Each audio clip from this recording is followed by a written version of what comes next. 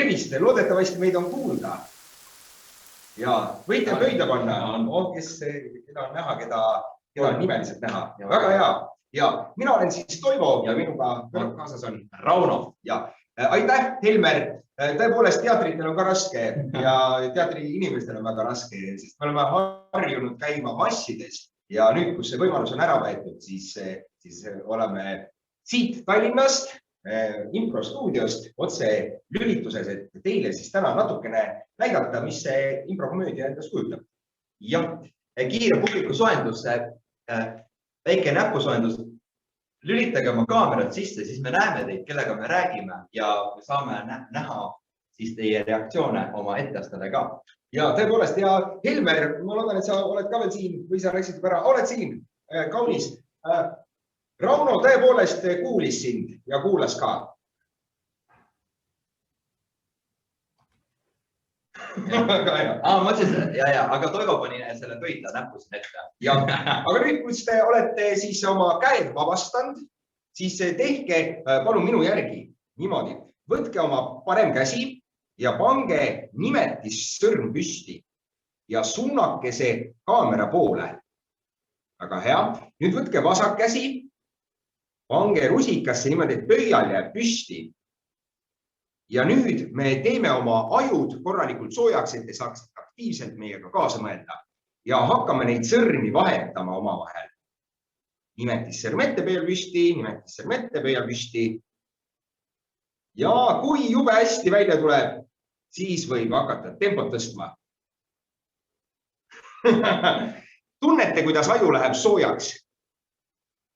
Suurepärane, tehke endale üks pisikene aplaus. Saite sellega väga hästi hakkama. Mina näitan ka teile midagi, mida ma hiljuti harjutasin ja siis saan ka sinna paneb keha ja aju koos tööle ja seda saab teha niimoodi, et ei pea isegi toolist püsti tõusma, vaid saab istuda mõnusalt, sest et ainult käsi me kasutame ja vasaku käega, panen vasaku käe nimetissõrm või selle suuname kaamerasse vasaku käe ja võib-olla osad teavad, teeme sellega nagu niisuguse ruut, ruut, väga hea. Paneme parema käe ka siia valmis. Parem käsi on nagu, mina teen kolmnurka, teeme kolmnurka. Väga hea. Ja paneme siis näpu talmis, vasakasid ja pruutu, parem teeb kolmnurka, lähme aeglased nädi. Esimene külg, ja, teine, päris hea.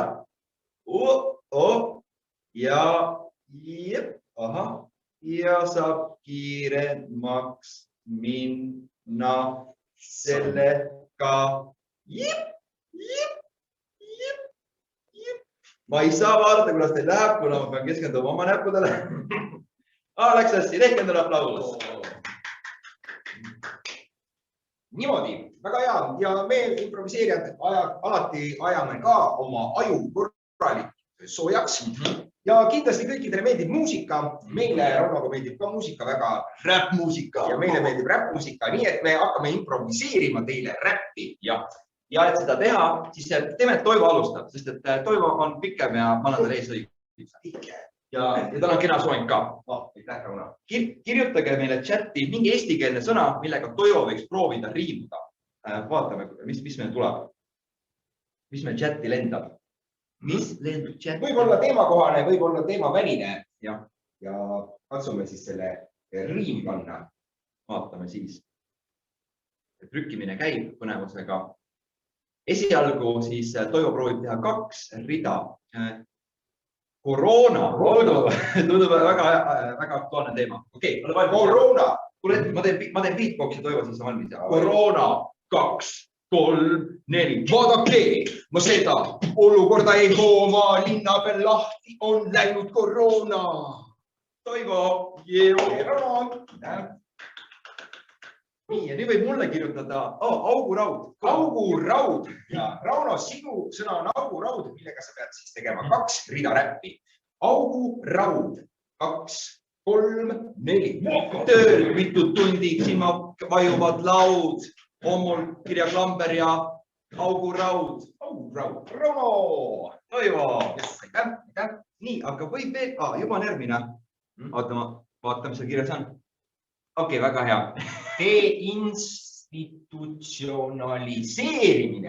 Deinstitutsionaliseerimine. Püha müristus, ma ei tea, kas see mahub ühele reaalegi, aga proovime. Toivo proovib. Ja Toivo Deinstitutsionaliseerimine. Okei, seda on isegi aeglaselt raske öelda. Mul on hea meel, et Toivo kordub praegu. Muideks.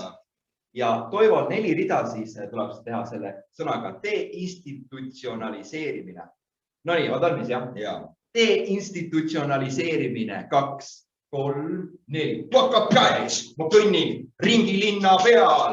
Hei, olen ka plakatitega seal. Oh yeah, sotsiaalmeedias toimub share'imine. Tundub toimub deinstitutsionaliseerimine. Toivo!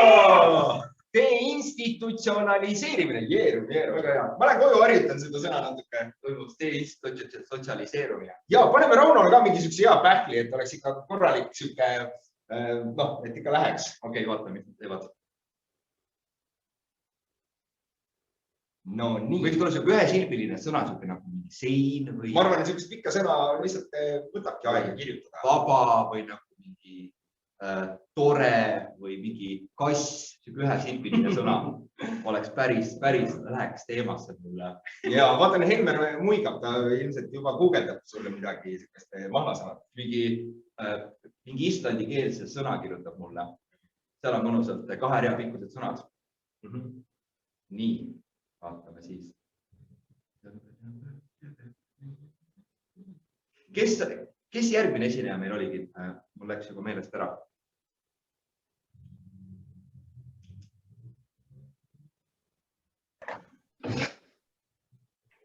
Ja tere, Marek on järgmine esineja, ootan siin juba.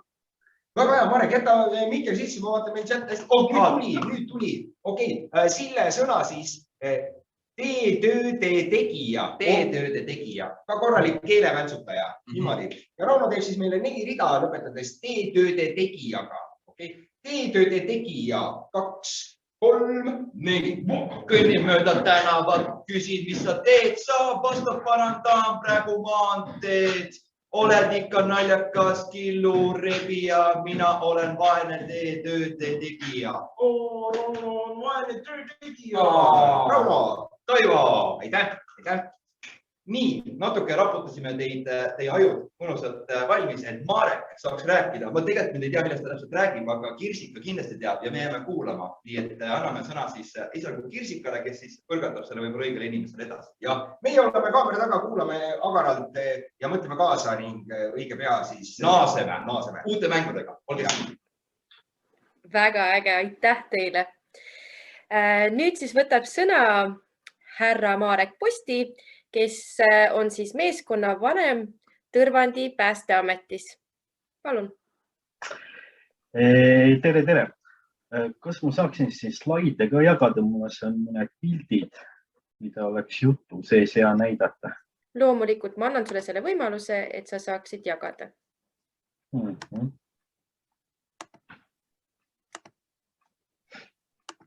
Nii.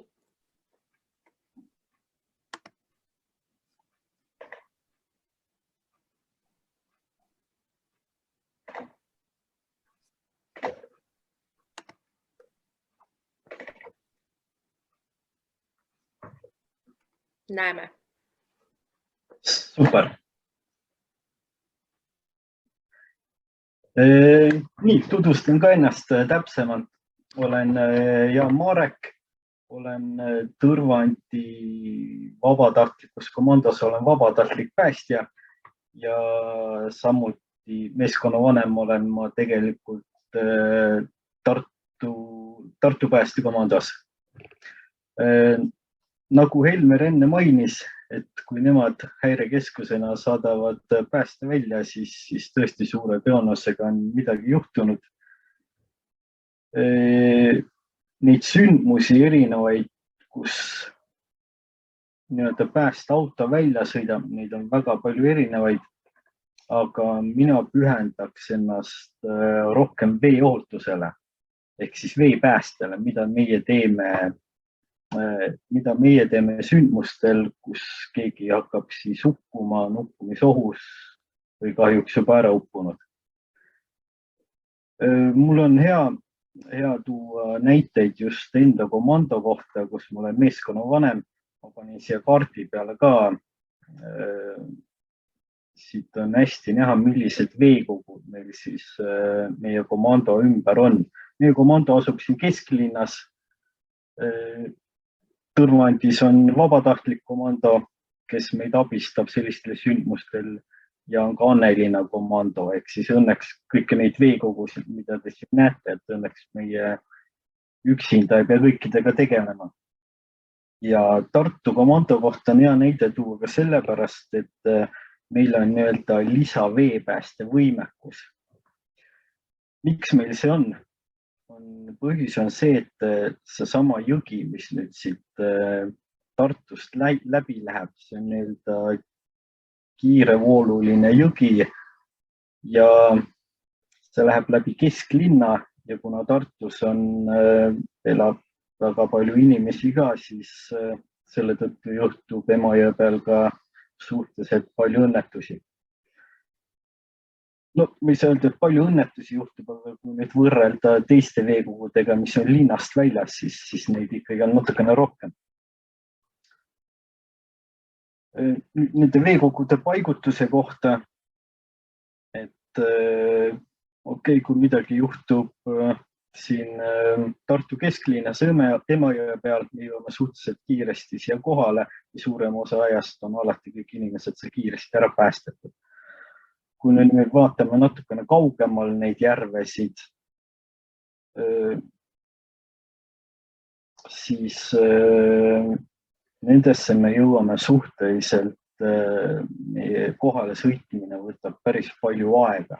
Sellepärast on loomulikult oluline, et inimesed ise ka tunnetaksid, teaksid neid veekogude peal riske ja ohutust.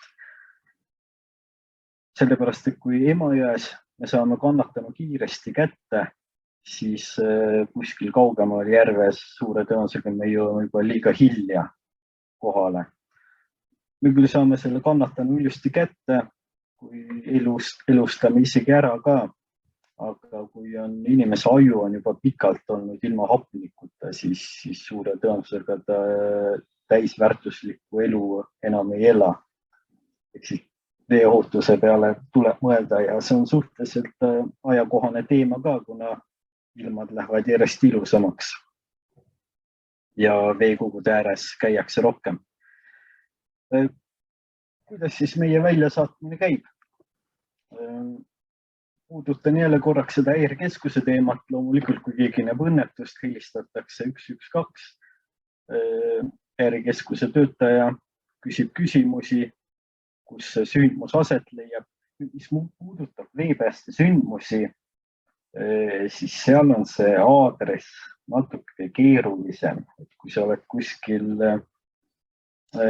linnas Emajõe ääres, on lihtne, et vaatad kõrval olevat majanumbrit ja pääste tuleb sinna kohale, aga kui me asume kuskilt linnas väljas, suur järv ka, siis on natukene keeruline seletada, kus see sündmus toimub. Kui aadressit öelda ei saa, vaadake, seal on üks pilt, kus on kujutatud veeohutustend. Võib-olla olete näinud, et neid hakkab järjest rohkem tekkima igasugustele randadesse. Ja märkate seal ka äkki ühte numbrit, 660. Üks võimalus, kuidas häirekeskusele oma asukohta öelda, ongi see, et lähete selle veeohutustendi juurde ja ütlete selle numbri. Ja häirekeskus oskab siis väga hästi selle järgi saata päästjad õigesse kohta. Üks võimalus on ka koordinaatide edastamine. Et elame nii-öelda nutiajastul, iga üks oskab nutitelefoni kasutada, nooremad kindlasti. Ja nutitelefonil on selline aplikatsioon nagu Google Maps ja sealt uurige, kuidas seda täpsemalt teha, aga sealt annab väga lihtsasti välja otsida, mis koordinaatidel te ise hetkel asute. Ja kui te neid edastate, siis võib-olla on jälle lihtsam päästemeeskonnal see sündmus üles leida. Häirekeskuse logistik saadab siis välja meid ja läheme kohale ja toimuvadki päästesündmused. Nüüd Tartu komandos on palju erinevaid tehnikaid ja palju erinevaid lahendusi, kuidas saaks veepäästesündmust teha. Ja ma loetlegi need kõik ette. Esmalt, kui kannatanu on kuskil kalda ligidal, siis ei pea ju mingisugust suurt tehnikat sinna vette ajama, paate ja päästja peab ise sinna vette minema. Et saab ka lihtsalt päästerõnga visata või siin pildil, nagu te näete, seal päästja viskab sellise, kutsume seda viskeliiniks, ehk siis on selline kott, millel on nöör küljes, viskab selle kannatanuni, kannatanu võtab nööriks kinni ja siis päästja tõmbab kaldale. See on nüüd selline kõige ohutum päästmise viis. See on seda pigem, kui nüüd mingisugune isik näeb uppujat pealt, siis ma soovitan ka pigem seda lahendust teha. Ja isegi kui ole mingisugust nööri käe pärast ulatate oksa, muidugi nüüd tuleb ettevaatlik olla, et kui sa nüüd mingisuguse eseme või oksa ulatad sellele kannatanule, et üks oht on see, et ta tõmbab sind ka vette, et tuleks seda vältida. Ja päästerõngas. Igas rannas ei ole seda päästerõngast, aga kui nüüd eelmise slaidi peal mäletate seda veotustendi, siis nendes on ju kõik need samasugused rõngad olemas. Muidugi nüüd paneks selle ka südame peale, et kui te näete ise mingisugust veotustendi kuskil, siis ja kus on see päästerõngas, siis jätke see rõngas ikkagi sinna, sellepärast, et see võib päästa kellegi elu kunagi. Aga kui te selle endale koju viite, oma paadi peale panete või mida iganes, siis sellega ei saa elu päästa. Nii, kaldalt päästmine. Järgmine võimalus on see, et me kasutame ujuvpäästat, ehk siis päästja läheb ise vette, ujub kannatanuni ja nüüd see päästja, kes vette läheb, temal on nöör ümber pandud. Sellepärast, et kui ta nüüd võib-olla tal on vaja 100 meetrit selle päästetavani ujuda, siis on päris raske selle päästetavaga tagasi ujuda. Aga kui tal on nöör küljas, kaldal olevad päästjad saavad tagasi tõmmata. Seda mina pean nüüd kõige ohtlikumaks päästmise viisiks. Ja seda ma kindlasti ei soovita teha isikutel, kes soovivad võib-olla kedagi kuskil päästa, enne kui päästjad jõuavad kohale. Põhjus on see, et vaadake alumisel pildil päästja läheneb sellele kannatanule. See kannatanu tundub olevat üpriski aktiivne, ta on täiesti teadvusel veel, aga ta on väga paanikas. Ja mida teeb paanikas inimene? Nii kui see päästja jõuab talle ligemale, see paanikas inimene üritab talle peale ronida, sest ta tahab võimalikult kiiresti veest välja saada juba. Ja uskuge mind, paanikas inimesed on väga tugevad ja nüüd ta see kannatanu surub päästja ilusti vee alla. Ehk siis võib tekkida uppumisoht mõlemale, et sellepärast ma väga ei soovita ise kellegile järgi ujuda, kui just ei ole head ujumisoskust. Päästjatel loomulikult on väga hea väljaõpe ja teavad, kuidas käituda sellises olukorras.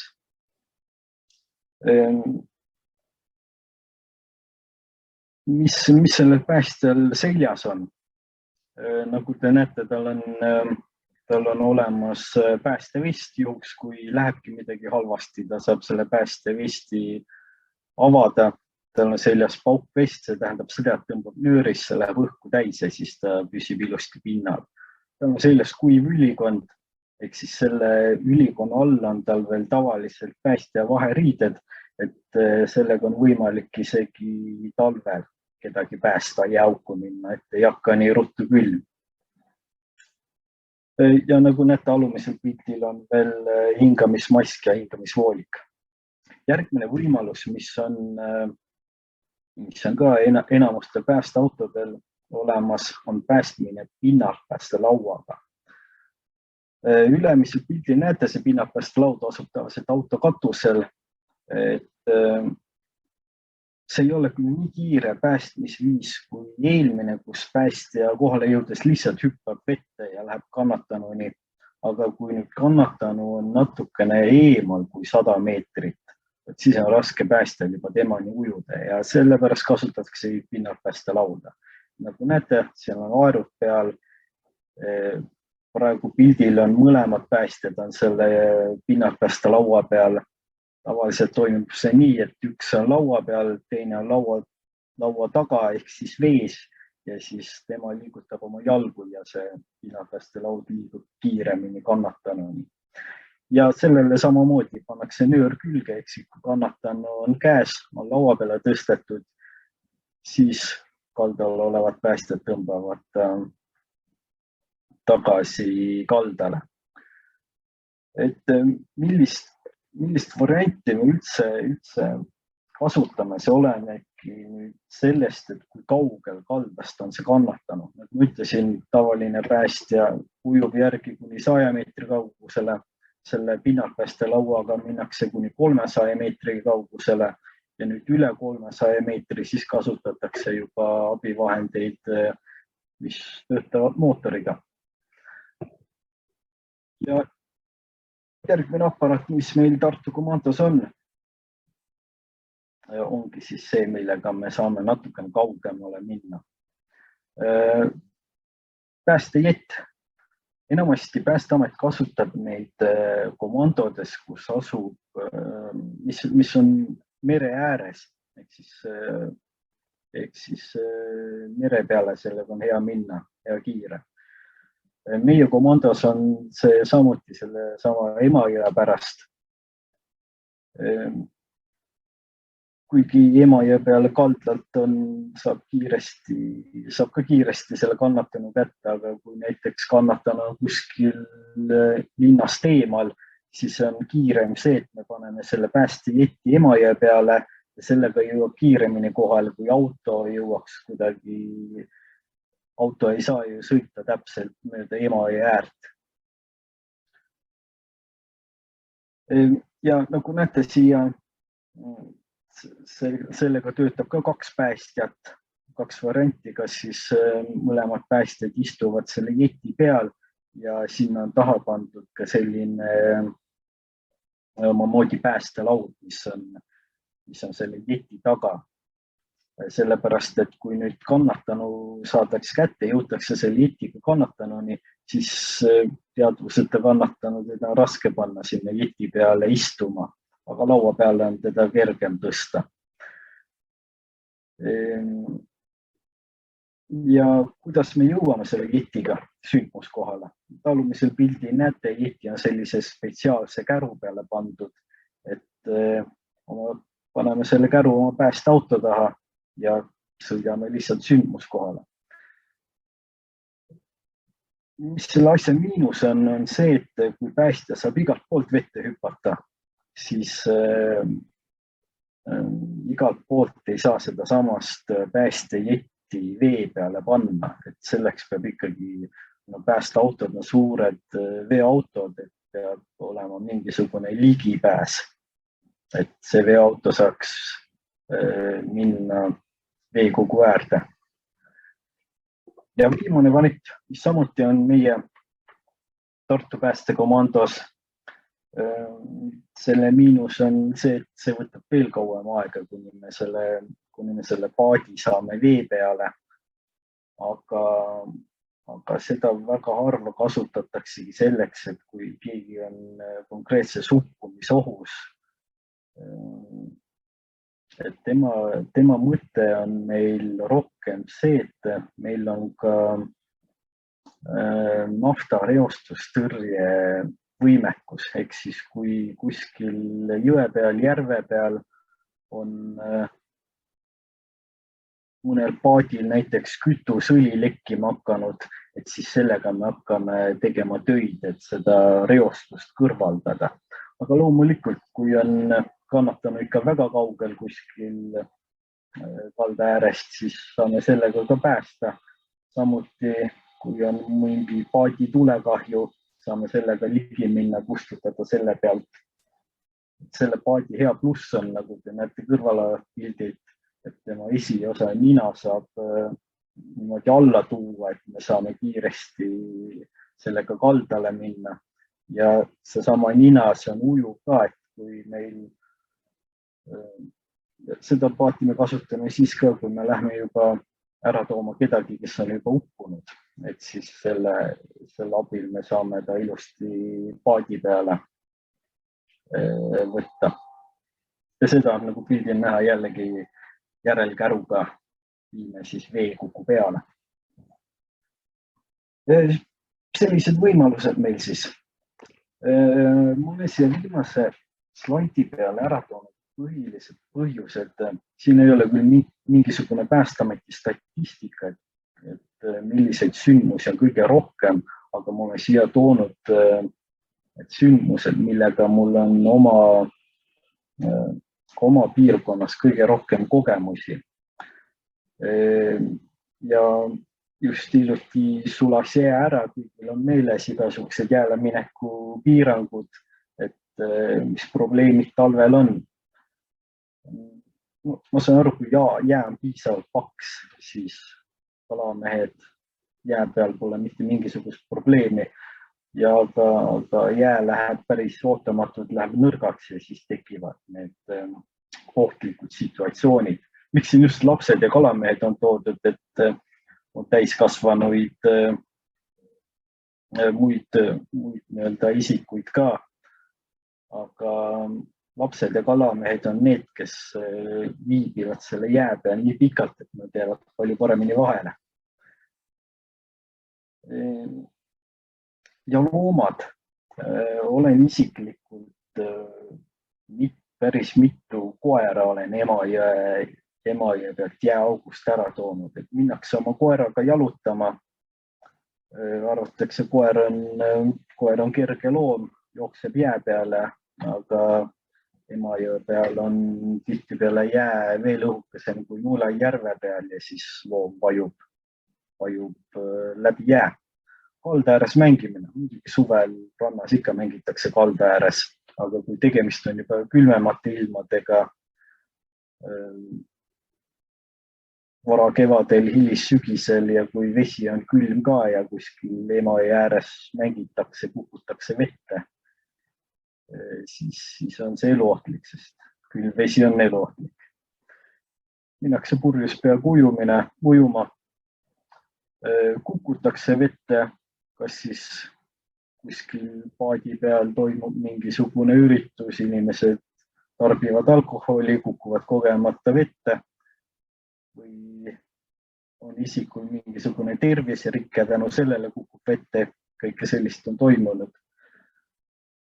Ujutakse selleks mitte ette nähtud kohas, et kui sa nüüd elad Tartus, tahad Emajõe peal ujuma minna, siis tasuks ikkagi kasutada Emajõe randa, et päris seal kesklinnas Atlanti sees ei ole mõistlik seal üle ääre hüpata, et meie loeme seda juba ohuks ja meie kohe reageerime sellele. Kahjuks on ka neid, kes soovivad teha enesetappe. Õnneks muidugi neid, kes reaalselt teevad ka seda, on olnud vähe, et pigem otsitakse tähelepanu, et küll Tartus on kuulus Kaarsild, kus isikutele, kus on olnud situatsioone, kus isik on selle kaare otsas ja ähvardab sealt alla hüpata. Ja tihtipeale tahavad abistamist abistajad. Et kui nähakse, et keegi upub, oleks enesekindel, minnakse, ujutakse talle järgi, siis tihtipeale on see, et meie päästjad tuleme teda ka abistama.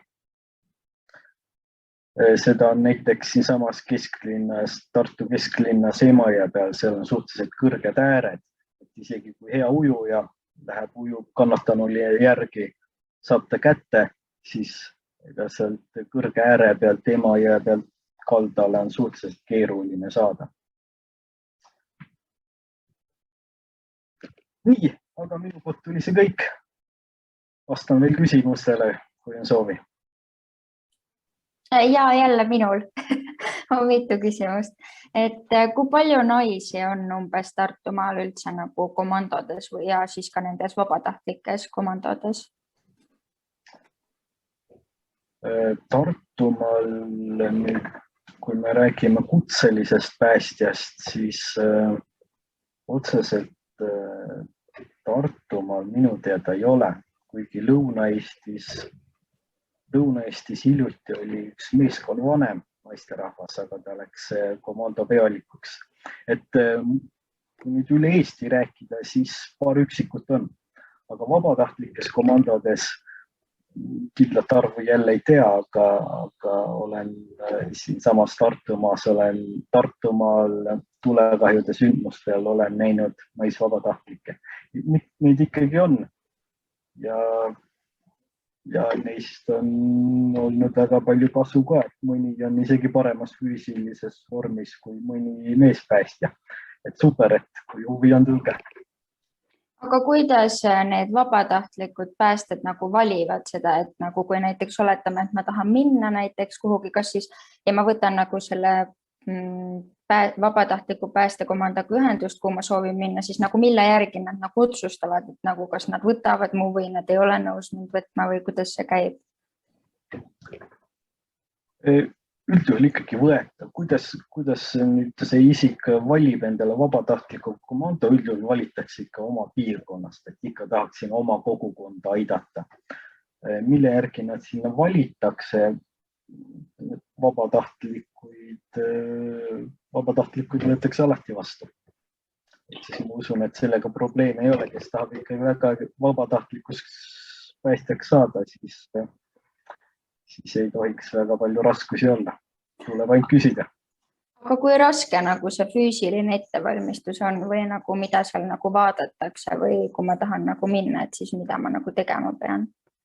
Vabatahtlikul päästjal selliseid füüsilisi norme otseselt ei ole, et neil ei ole nagu seatud, et nad peavad nii palju tegema kätekõverdusi ja asju, et võiks tervislik seisund võiks lihtsalt lubada seda, et sa ei tohi päästesündmusel saada ise päästetavaks. Kutselistes komandodes seal on paika pandud, et pead seal 45 kilose kangiga tegema teatud arv kordusi, rinnad surumisi ja kõhuljase harjutusi, et seal on normid olemas. Okei, aitäh!